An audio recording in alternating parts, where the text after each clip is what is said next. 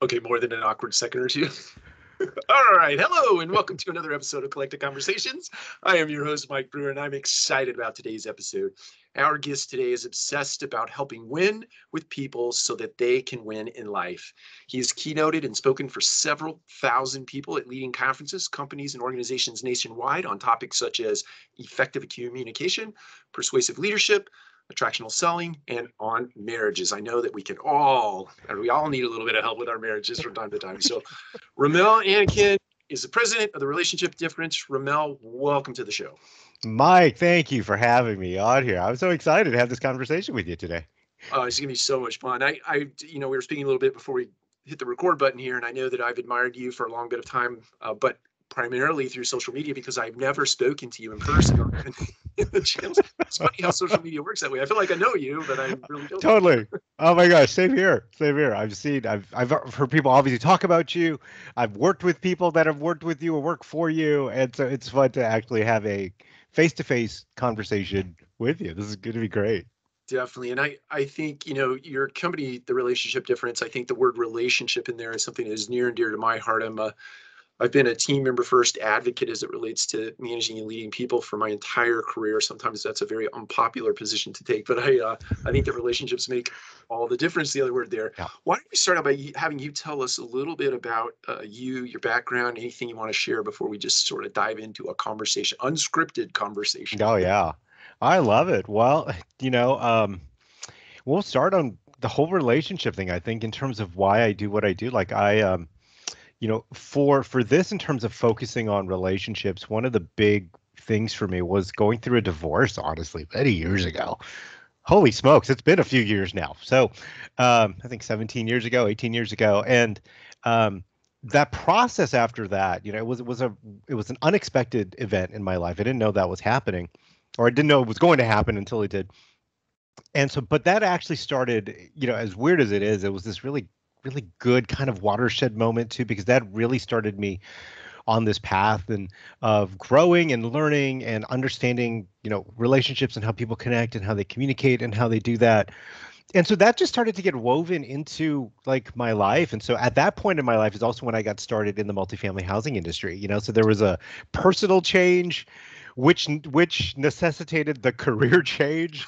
Can I be honest? For those of those in the multifamily industry, my only motivation to get in the industry was like we went from two incomes to one, and now like I need a discount on an apartment. Yeah. Like literally my only motivation. Before that, I was in mortgages, and before that, I managed a high-end, high-volume retail boutique in Honolulu, and I'd done retail sales for a while, management.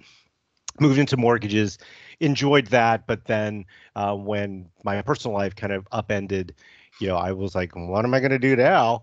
And went into multifamily as a leasing, started as a leasing consultant, and I had no idea then that motivation to wanting to get a discount like that. I mean, again, I cannot stress that was my only motivation. It's like, I think I could do that. That's got to be easy, right? Yeah, How right. hard can this be? I've sold $1 million mortgages or whatever. How hard can this be? And then day one, I discovered how how hard this could be. I totally get that. Um, but then, even as I moved on in my career and started to do things, that relationship aspect kind of started. And then I worked with some amazing people who started to plant those seeds that, I could do the speaking, I could do the consulting, later on down the road. And so on a professional level, that's really what I do today. I speaker, consultant, coach, get to travel or do things, on virtual. I live in Southern California, so I live in Orange County, California, with my wife and our daughter and our dog, um, which has almost been a year since you might hear Maggie. She might come barking. Usually this is the day I think the landscapers show up. So if you hear barking, guys, hang in there. And and just it's how we live in the suburbs of Southern California. I get to do this for a living, get to meet with cool people.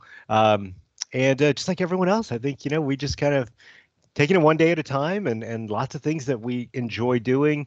And then with lots of things we're still trying to figure out, how do we do that thing, or how do we manage with the craziness of life and the busyness of life? Our daughter's a teenager, and so we're learning how to do that and how to manage that. Yeah. That is a full-time job. We are learning that for sure. And yeah, and so it's and I'm part two. I'm also I'm a part-time, very very very part-time pastor at my local church, and so faith is a big part of my story, and so I get to help out there and do that.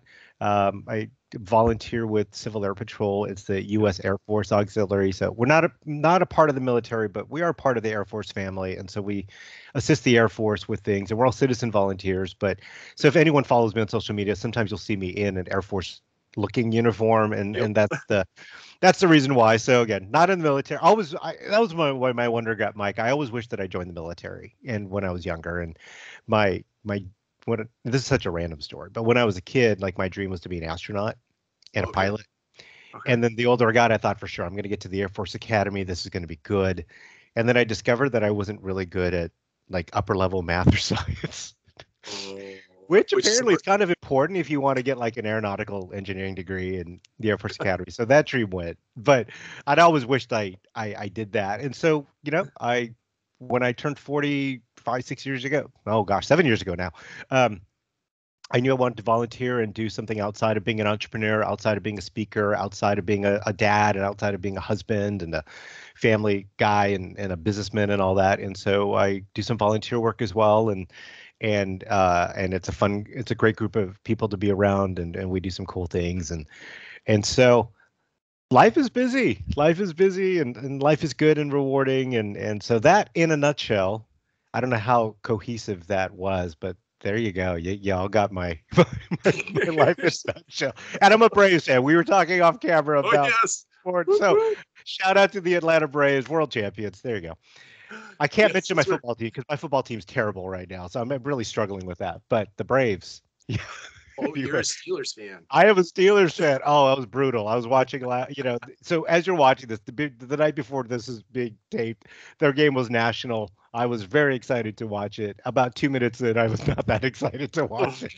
So, but I'm enjoying the Atlanta Braves. So I'm a huge sports fan too. I love Hallmark movies. We love that.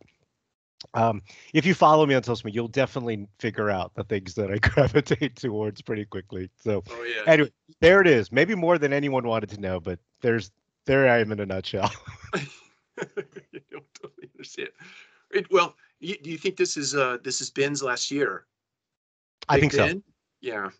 If I were him, I think it would.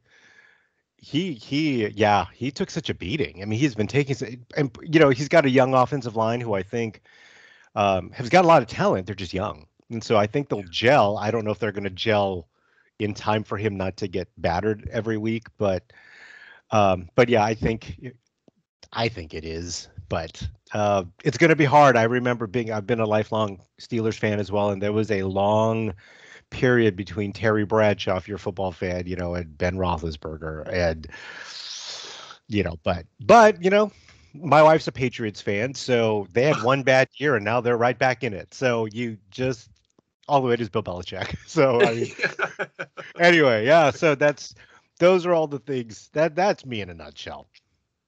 Well, I'm going to switch gears a little bit.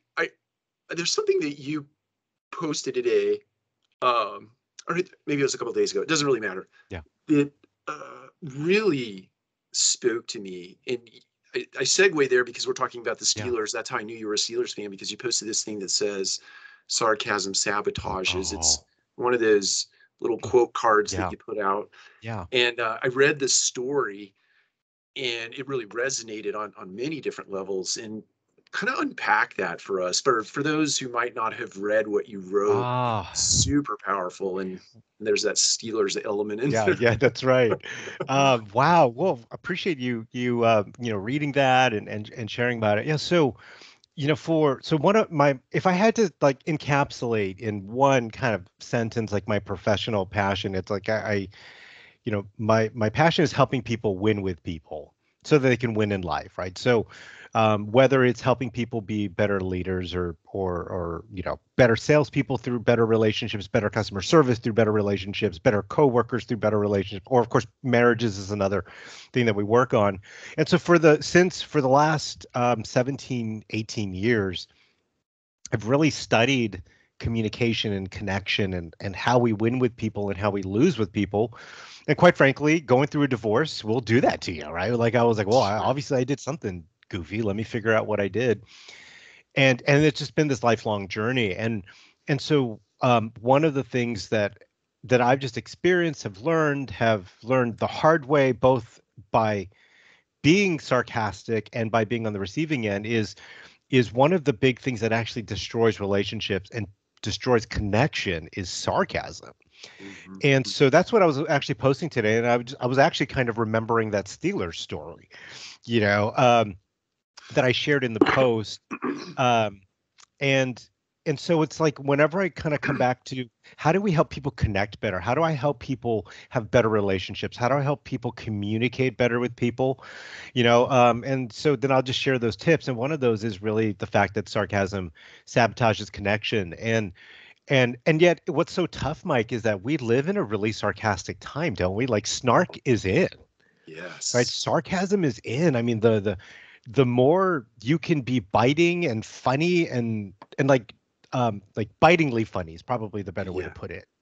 that's The right. more notoriety you get, right? The more famous you get, or the more laughs you get, or claps, or whatever it is that we do.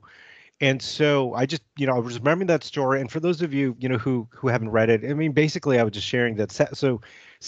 Sarcasm sabotages connection. And the story that I shared was that my wife and I many years ago were attending a church, and we felt like we were at the point where we needed to maybe find a different church home. And we met with the lead pastor, and we had a phenomenal conversation with him. He was very understanding, but we were open and honest about our concerns and our challenges, and he encouraged us to take some time off, take some time away. We're gonna be with you guys, we're gonna pray you guys, whatever you decide, we're always we're here for you. And he reached out to me maybe a month or so later, and just said, "Hey, how are you guys doing? Love to invite you to come back. We're doing something special, on this particular service." And so it was a day that the Steelers were playing the local hometown team, so this is in Colorado, so they're playing the Broncos. And as soon as we walk in the door, one of the other pastors, who's a good guy who really liked, but he just looked at me and he was like, "Oh, is that the only reason you come to church finally, right? So that you can pray for your team?" And like in an instant, I was just like, because one of the reasons that we were really thinking of leaving that organization or leaving that church family that we loved, was it was just there was a culture of sarcasm, and there was a lot of sarcasm within it. And again, we knew everyone's intentions, but it was just hard. So like in that moment, I felt like I had to defend why we hadn't been around for a month, and I had felt like I had to defend all this stuff. And really the reason that we had taken a break is that we just were feeling hurt, we were feeling frustrated, we were feeling angry. And the lead of the organization said, "Hey, take some time. Like, we're Yeah. here for you. Take that time." And in that moment, when I got that sarcastic comment, instead of what I would have loved to hear, Mike, right, is something like, "Oh my gosh, Rommel, it's great to see you. Hey, Yes. oh my gosh, yeah." And I get it. Like, if you want to dig on the home team or something, yeah, I get that. Like, being a sports fan means we Yeah. kind of give each other. I totally get that. So if it was Sure. like Steelers, oh yeah, well, you're definitely going to need to pray for them today because they're playing the Broncos. Like, I would have gotten that. Yeah. But it was just, that idea that his sarcastic comment said, "Oh, so the only reason that you're coming back to church now is to pray for your team," and which wasn't the only reason. It was actually very complex and deep and Right. and painful in some ways, the reason why we had taken that break. And so that just reinforced to me in that moment, like, okay, I think we made the right decision in taking the break, and I think we made the right decision in maybe thinking of moving on. And we did, and it was all down to sarcastic comment. And actually on LinkedIn, I shared this, and someone had this really insightful comment on the post, and he just said, "I think I use sarcasm when I'm not sure what to say, or like when I don't want to say that thing that I really want to say." So like, say you've got a friend that is always late, Yeah. and so that person finally shows up on time. Like, it's easier to say, "It's about time you showed up on time," right? Than it is to go have that tough conversation and go, "Hey, Ramel, like, whenever you're 15 minutes late for coffee, it really bothers me." So we just bottle that up or something, and then it comes out in a sarcastic comment or something like that. So that's actually one of the big things that I've discovered over 17, 18 years of studying relationships, that sarcasm is a huge, huge relational killer. And as we were talking about, but sarcasm is so in. Like it's so in. Yeah. And so it's tough. So if anyone, whoever's listening to this, like if sarcasm is part of your relational toolbox, I would encourage you, like in really limited situations, and be really careful about when you use it, and stuff. So let the stand-up comics be sarcastic or something, or the late night talk show hosts, right? That's their job to kind of do that. But in a relationship, it's a killer. And if you're a leader, doesn't matter what level of leadership. Oh man, I have seen that happen so many times when I'm working with teams and I see the leader make a sarcastic comment to everybody, and then I've got to go on and speak on leadership and motivation and encouragement, and I'm like, oh no, what do I do? Oh no. Which I appreciate, and I'm not just saying this because I'm a guest on your house. I mean, your reputation obviously precedes you, and so Mike, I appreciate your approach to leadership, and I do, and again, I'm not just saying this, but I'm always trying to champion leaders who are relational leaders, right? Who understand that the secret sauce of any great organization is people, and so the focus is on how do we help people, and then when you do that, you get the results, you get the ROI, you bump up your NOI, you do all that stuff. But so I again, and I'm not just sharing this because I'm I'm a guest on your show, but I do appreciate your approach. It's actually one of the things that how you ended up being on my radar manager, because I would see things that you posted because your name would pop up everywhere. Or people would say, do you know Mike? Do you know? I was like, no, I've never met in person. But then we'd start following each other and I go, oh, I love this. Like, I love this podcast, or I love these conversations, and I love your posts and the things that you share, because it goes beyond, here are 3 marketing, and this is nothing wrong with these kind of posts, but like, hey, 3 marketing ideas on a budget. Like, you're really diving into human dynamics and connection and the real secrets for how people are motivated to do the things that they do. And so, and in an industry especially that is really focused on the bottom line, right? Like, how do we do this as cheaply and did I say cheaply? I did say cheaply, right? Yeah. You did say cheaply. As efficiently as possible. But really, sometimes on the budget, it's because I've worked with many teams that I've come in, and it's a tough call when the CEO calls you to say, hey, can you fix my people in a 3-hour training session, and within 5 minutes I'm like, oh no, the problem is the CEO. Right. But I need this gig, so what do I do here? Oh, I can't imagine. What do I do, and how do I help them? Or what do I do when I'm in the training session and I'm describing something and I can tell by people's expressions that they're like, so our leaders do that? I'm like, oh man. So anyway, thank you for what you do and your approach and your voice. Oh no, thank you. No, as you were speaking through that, it brought to mind something I heard many, probably too many years ago. I heard I think she was a psychologist or a psychiatrist. I can't remember. Anyway, she was doing a presentation and she had these 2 rocks on stage with her. They were set on top of 2 stools. Her name was Barbara DeAngelis. Oh yeah. And I remember I liked her name because it rhymed with Los Angeles, and I don't know why. And I liked the Lakers. Back then I was a Lakers fan. So anyway, she had these 2 rocks. Oh, me too. Okay. 2 rocks. One was this giant boulder. I'm going to describe it as a boulder. The other was a very small rock, very much more manageable. And she goes through this analogy, and I think she was actually talking about a marriage relationship where a husband calls up and he says, he's going out, taking his wife out to dinner on a Friday night. He calls up and says, hey, something came up at work. I'm just gonna be like 20 minutes late or whatever. And so Barbara picks up the small pebble and she says, this is what the man in this particular story is thinking about how his remark is going to impact his wife. And so she drops what is in essence a pebble on the floor, and there's no real sound, or if you imagine dropping it, there's not a lot that goes on with that. Then she picks up the boulder and she says, this is what the wife feels, right? And she drops the boulder and there's this huge, percussion that goes across the auditorium. And it's that, right? You may not know in your mind, or you may not think in your mind about the impact you're having on someone with sarcasm, but it's like dropping a boulder on people. It is. And that's actually one of the things too, I think, when we talk about, like, around this whole conversation of just connection and relationships is is the crux. I mean, I guess the big question that I ask people a lot, whether it's I'm doing a leadership program or we're doing the legit people skills program, or even in a marriage program, is like, what is your impact on other people? Like, when you spend time with people, what are they feeling after that time is over? And so one of the stories I share in my talks or in my trainings is, hey, like, think of it this way, if someone were stuck in a car with you for 8 hours, like, what would your impact on them be? Yeah. After that 8 hours, would they want that trip to keep going because they've been so encouraged, so motivated, so uplifted, so comforted, or whatever it is? Or, after 20 minutes, man, are they like, I'm just gonna pull a Thelma and Louise, man? Like, what do I do?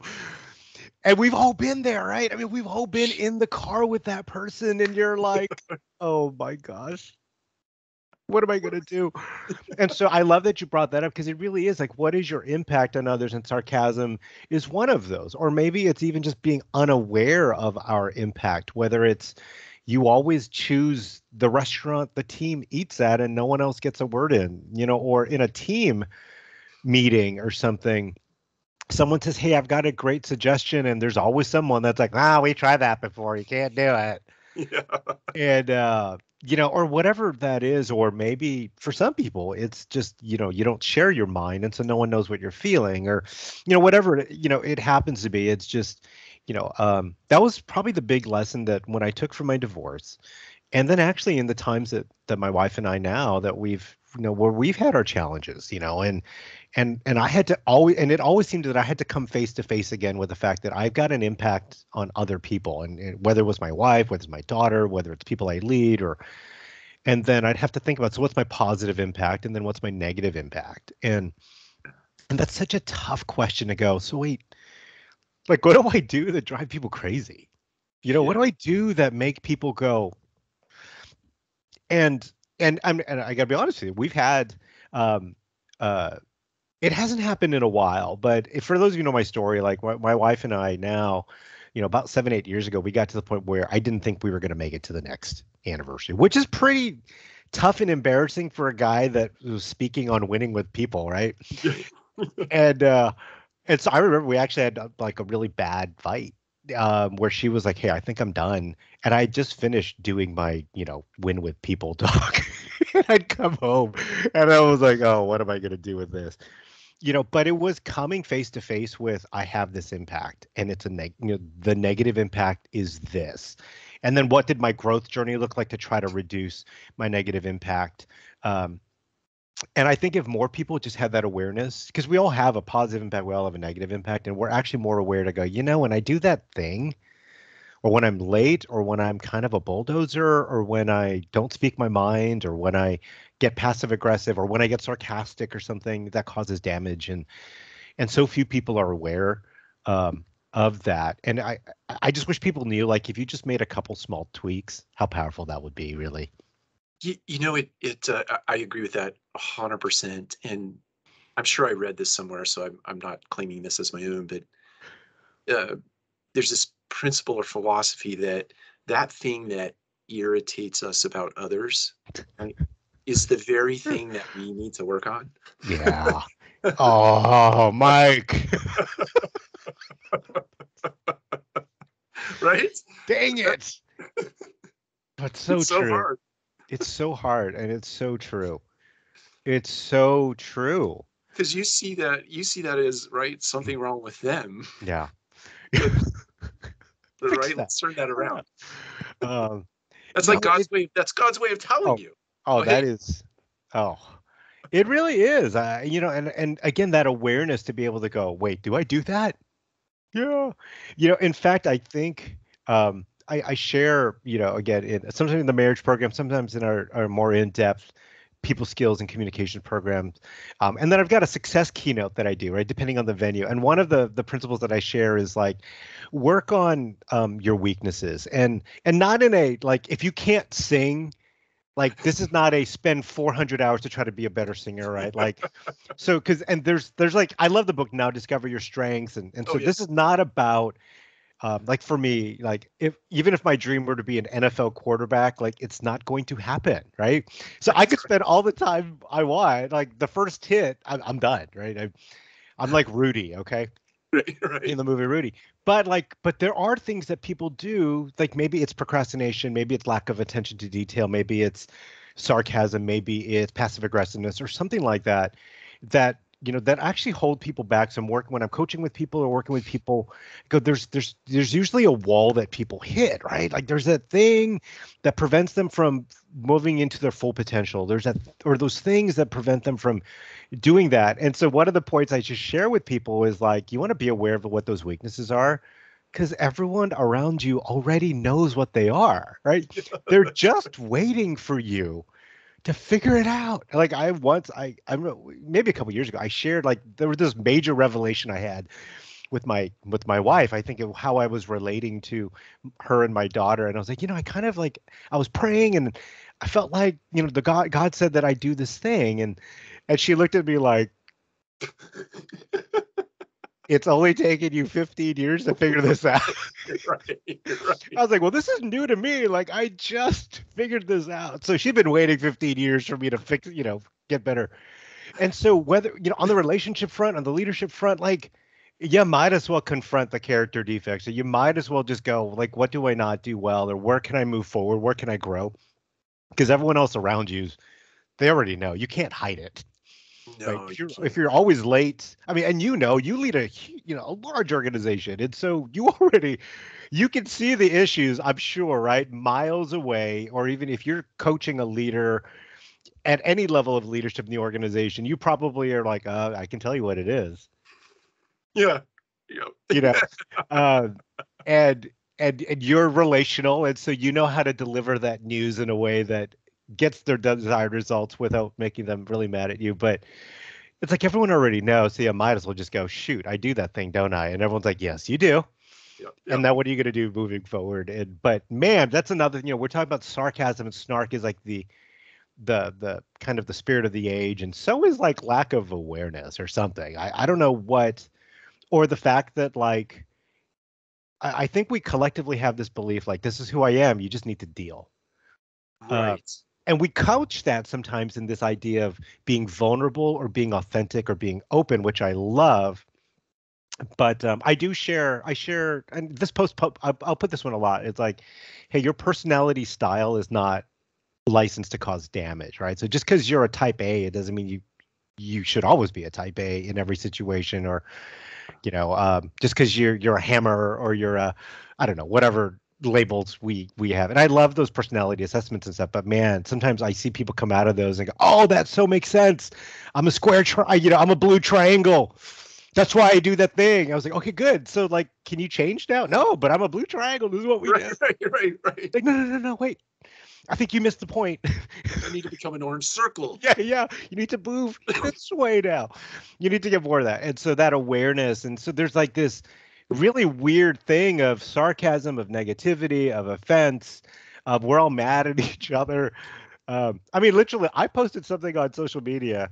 This is such a random comment. And I think I just said something about coffee, and I love coffee. Mhm. And boom, like all of a sudden you had like people who were upset about coffee. Like, well, how can you like that kind of coffee? You should not have like that kind. I was like, guys, it's coffee. Like, if you don't like it, don't go there. Go to Pete's or something, or go to whatever coffee you have in your area. But like, it's such a spirit of offense, spirit of like we are so mad at each other, and then we have this like, this is who I am, and you're just gonna have to deal with it. And I do think there is a truth to that, but then that is also, and I'm sure you've seen, I'm assuming you've seen it from like in the trenches, and also because you also have to have a big picture view as in your leadership roles as well. That mindset of you better respond or like adapt to me also Yeah. holds people back, Yeah. and that's It tough. it really is. I think there's some merit in you do you, and Yes, I don't care what people think about me, and I get that. yes, But I think as a person gets older, gains wisdom as a result of going through experiences, experiencing adversity and the downside of adversity, and then experiencing the upside of joy and other things. I Yeah. think that you come to the conclusion at some point in time that sort of cavalier attitude doesn't really get you far in Yeah. life. Yeah. It certainly gets you alienated. Yeah. Yeah. And then if you've got like your interpretive grid is like, you see, these people just don't understand me. They don't get me. And then it just perpetuates as opposed to going, and I love that. Like, yeah, be you, So like when I run into someone who likes the team that is, we'll do something innocuous like a sports team. Mhm. Hey, good for you. Like if you're the natural rival to my favorite team, I actually think that's cool. Like it's Yeah. fun to have those conversations. But again, I've been in situations where someone's yelled at me because they're like, how could you possibly like that team? You need to like this team. And I'm like, why does it matter to you? I don't know why this is a big deal.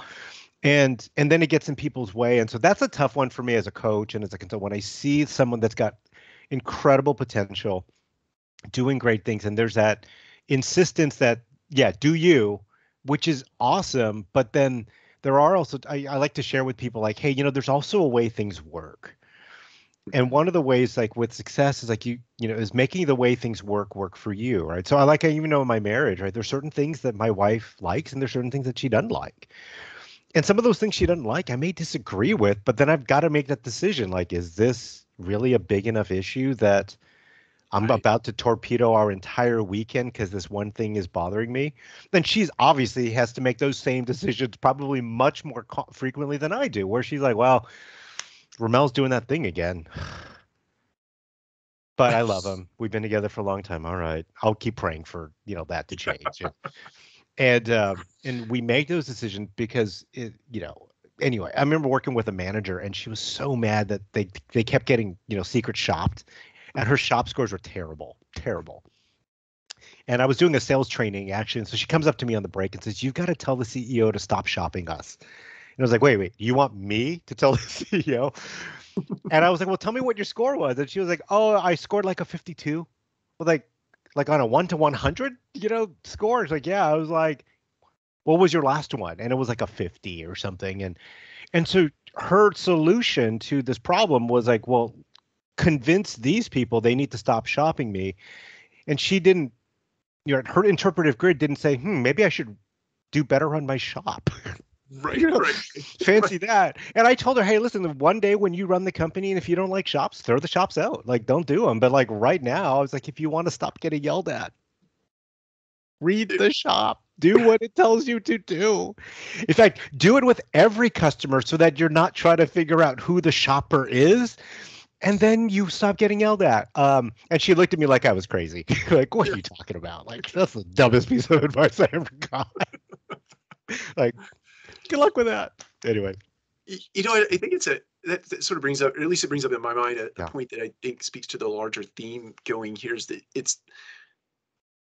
it seems like, or at least maybe it feels like, in the world today, we're unwilling to make concessions Oh, to get to the yeah. middle, right? I'm not Yeah. seeking first to understand your Yeah. view of the Yeah. world, thereby giving me permission to give you my perspective, right? Yeah. I just we just go to our Yeah. corners and start yelling at each other. Oh man, yes. And it's on everything, right? So again, it is obviously, and there's some significant issues that we culturally and societally have to figure out. But man, like if someone votes for someone different Mhm. and we automatically make assumptions about that person because of that vote Right. or whatever it is, or whatever side of an issue you're on, That's right. that's a tough thing. And I remember, so in the 2016 election cycle, I remember I was traveling a ton and I'd be in certain parts of the country and I would see, Trump signs everywhere. And I Right. was like, wow, okay. And then I traveled to other parts of the country where there were no Trump signs anywhere. It was Hillary Clinton signs. And well, I remember coming back from that stretch where it was such a interesting election cycle. I mean, they're all are interesting, but that was an interesting one. And I remember just coming back from that going, and I think I actually had a stretch where I was in one part of the country that would be more red, another part of the country that would be more blue. And I thoroughly enjoyed the experience in both areas. Yeah. Like the Yeah. people were awesome. They were great. Now there were differences of like food and differences of culture, and things like that, or um, but the differences that I think are cool, like for me as a traveling person, like I love it when I go to a part of the country that I don't get to, necessarily go to a lot, and I'll eat the food that's Yeah. specific to that area, or something like that. But I just feel like we all want the same things, or most of us do. There's probably some weird people out there too. I mean, I don't know. I'm just sorry if you're that weird person. That was just a joke. Uh, but we all really kind of want the same thing. We just define that differently, or we approach that differently. And I think, like you were saying, like we collectively have a difficult time just having those conversations. And so we lash out, we get sarcastic, we shut down, we unfollow, we flame people out on social media or something, instead of just going, let's chat about this, and I remember reading and I'm a huge like American history buff. So I was reading a book on the Civil War, and in one of them, like they had a couple of like I don't know, a letter from like a private in, I don't remember which army, maybe let's just say the Union Army, and he wrote to his wife, and the Confederates were right on the other side of the river. And so when the battles were over, they would like send coffee and Yeah. tobacco and letters to each other right Yeah. across the river line. And Right. so he wrote to his wife, just saying, if they just let us talk for like an hour or something, we'd figure all this out and go home. And I know the Civil War had a lot of I understand that. So if you're a huge Civil War buff, I'm not saying that it wasn't a complicated, tough issue and that good things didn't happen because of the Civil War. Right. But it was had to cover all my bases there, right? But the big thing though is I do actually think if most of us actually collectively just like it, sat in a room without all of the noise and all of the stuff and just go, so like, how do we move forward with this thing in a way that we can all agree with? We might not like every part of this. We might have to take stands. We might have to do this thing, and that's okay. Like I have friends who have completely opposite political views than I do, and we're good friends. Yeah. And they know my views, I know theirs, and it's a piece of the conversation. We might rub it, we might have some fun with it, but then life moves on. And again, and I have no problem with someone having strong views and standing strong for the things that they want to stand for. I think that's a good thing. I actually really like it when I see people protesting, so like, I don't care what issue you're on. I love the fact that we live in a nation where you can do that. That's And right. so all for it. I love it when people have different signs of, even if it's the thing I don't agree with, because I love the fact that we can do that. But there's just, along with that, like there's just something that says if you don't agree with me 100%, then I'm you out. must be an awful person, or you must be the worst person ever, or I'm going to do everything I can to make you feel the way that I do. And I think if people really just understood, like, if you just got to let someone know you more, or you got to Yeah. know someone else more, I think a lot of those solutions or answers we seek they'd show up. And I think there's a common sense that people I mean, most Yes. people have, right? There's a common sense that we have collectively. I I Um, believe that. I think that moment you feel yourself getting emotionally loaded, that whether it's the fast beating heart or the pit in your stomach or the sweaty palms or the sweaty brow, that is the tell that you need to pick up the phone or you need to reach out, right? And start with love and care and empathy, right? Start yeah, start yeah, there as opposed to yeah. putting the boxing gloves on and Oh going man. to And that's funny though. And I love that you brought that up, like in terms of like pick up the phone or something, having that human conversation. When I was the customer care manager, and I still teach this in my customer service training, but when I was a customer care manager for a large company in Southern California, and my role was basically to hear from the thousands of people who were mad at us every year. It was just fun job. yeah. But I got a lot of data and a lot of stuff. But one of the big advice I would give to like the managers is I would call the managers back and go, here's what I recommend that you do. Call that person. That person sent us an email and it's an ugly email.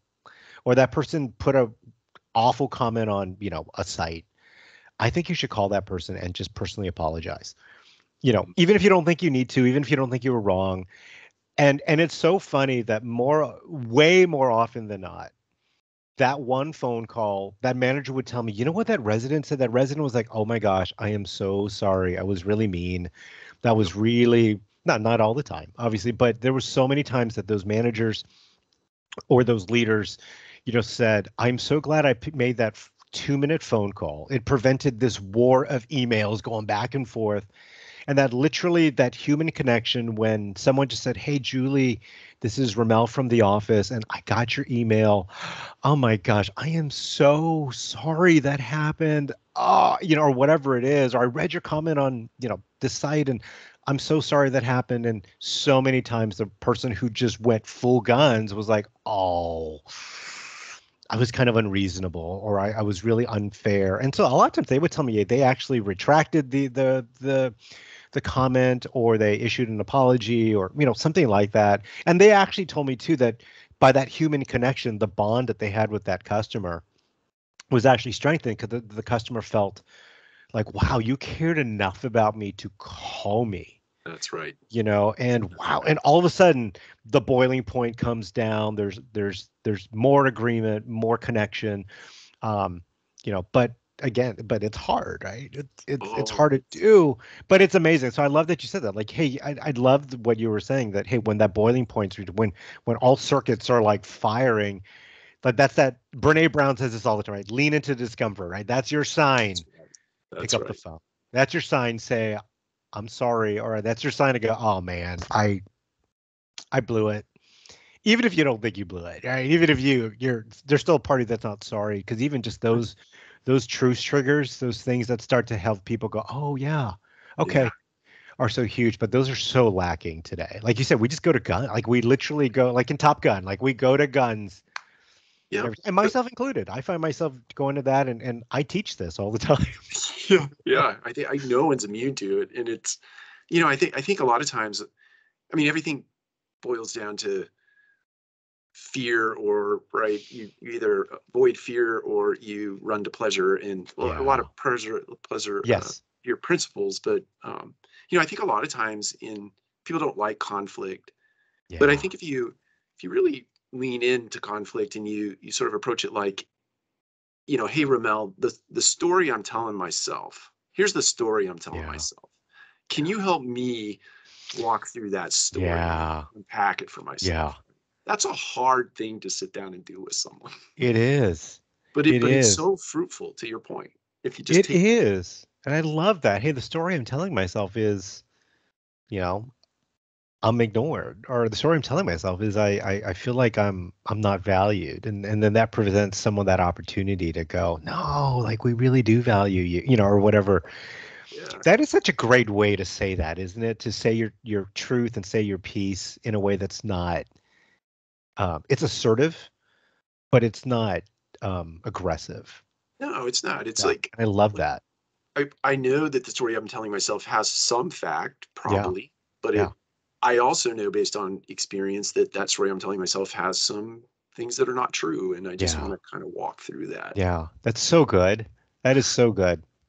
It's fun stuff. Ramel, we have been on for almost, I think, 50 minutes, and I want to be respectful of your time. Oh my gosh. But I want to end cap this. This may not be a good segue to this end cap, but I have to do it. So you and I have a mutual friend, and I reached out to them before we got on today, and I said, what can I ask Ramel? Now, Oh, here we go. uh, so you are a Hallmark movie like super fan, to the point, Yes. right? Super, Yes. to the point that you actually submitted something to, like, in a contest, right? Yes. I'm sure I'm butchering that. So No. unpack that for us. I have to Oh know. my gosh. Okay, so yes, I'm a Hallmark movie super fan, and even the other channels that have Hallmark movie, like JAC Family's a new channel that's coming up. They've got all it's just Hallmark movies on a different channel. Um, and so I love it. I love the movies, number one, just because they're positive, and I know they're predictable, they're schmaltzy, they're corny. And just for me, like my awareness of my internal mechanism is like life is stressful enough for me that I just can't deal with like if a movie stresses me out. So like no horror movies, no psychological thrillers, like I just can't deal. So it's either sports or it's a Hallmark movie. And what's great is I don't even have to watch the whole thing intently, because I know how it's gonna I know Yeah. how it's gonna turn out. There is no suspense, right? It's just how are they gonna have the happy ending? So, oh gosh, how long has this been now? Maybe 5 or 6 years ago, they had a contest where you needed to do, and they used to have a morning show on the Hallmark channel called Home and Family. And so they invited people to send these videos if you were a Home and Family show fan, and they gave you a parameter that you had to follow. And so my wife and I love doing this kind of stuff. And so we created a video. We actually created two videos, and one of them was one of the kind of top 5 or top 6 videos, and it was kind of a parody. It was about a minute long, and we parodied, I forget the name of that family, the Holderness family or something that kind of burst into the scene doing funny Christmas stuff. And so we did this video, we submitted it, and then how we found out that we won was they started mentioning, or we had the show on, right? So we're watching it live, and they go, "Hey, we want to announce the first of the finalists, in this video challenge," and they say my wife's name, and we're like, "Wait, awesome. That's us!" So literally in real time, we saw this video on, and so we didn't win, but I forgot what the big prize. The big prize is really, really good, but we won a pretty significant prize, which I will tell you couldn't have come at a better time financially for. Like, it was just such a God blessing. But it was fun to see us all, like my wife, my daughter, and I on TV. We were wearing these Santa onesie jammy things, and so it was. So I did a dance move thing, and like literally my back kind of snapped in the middle of it. Oh, no. But we kept it in the edit, so you see me at the end of this, and I'll post it. I'll try to find it, and if anyone follows me on social media, I'll see if I can post it. But so that's how we found out. We found out live in real time that we were one of the 5 finalists, and then there was one grand prize winner. We got a gift card from Hallmark, and I got my 1 minute on TV on Hallmark. So that is what happened. We not only got a TV, we got a prize. We got to have fun with it as a family, and so I'm so glad you mentioned that, because I got to go look for that, because it was a Christmas themed thing. So as we're recording this, it's Christmas season, so I've got to go find that and post that somewhere. Well, truth be told, that was from somebody I reached out to that I know knows you very well. So I love it. That's so good. something to end cap with. But there you go. Rommel, this has been wonderful. Where can people find you, or any last words for? We have both podcast listeners and then certainly people that view this on YouTube. So awesome. Hey, so for really, really great places, if you just find me on Instagram at Rommel Anacan, so ROMMEL ANACAN. I'm actually having more clients and stuff reach out like via DM on Instagram lately, which has been kind of interesting. So on the personal front, would just love to come follow me, and you can see some of the cool things that we're doing, both on the corporate side of things, and also I've just started rolling out some marriage things. And so I on my Instagram feed, I put a lot of marriage advice and communication advice and leadership advice, and then you share more about what Hallmark movie I probably am watching on this day. And then on my website, RommelAnacan.com, you can, if you're on the corporate side of things and you need a speaker or a consultant or a coach, that's where you can find out, can reach out to me, find out a little bit more about my style and if it's a good fit for you. And so those are probably the 2 best places. Find me on Instagram, go to my website, reach out, and I would love for anyone watching or anyone listening to connect with me in some way, shape, or form, and see how I can help you, whether it's just with daily postings or something, or with something else. Yeah, most definitely. I would encourage all of you to follow Rommel. I think we got linked up, I don't know, let's call it 3 or 4 years ago, maybe longer. Yeah. But I'm always inspired by the things that you share, because the message is so positive and encouraging. So I appreciate that. I really do that about you. So Rommel, this has been fun. Thank you so much. Thank you. We might have to do a round 2 at some point. Oh, I think so. All right. Until next time, we'll see you. Thanks, Mike.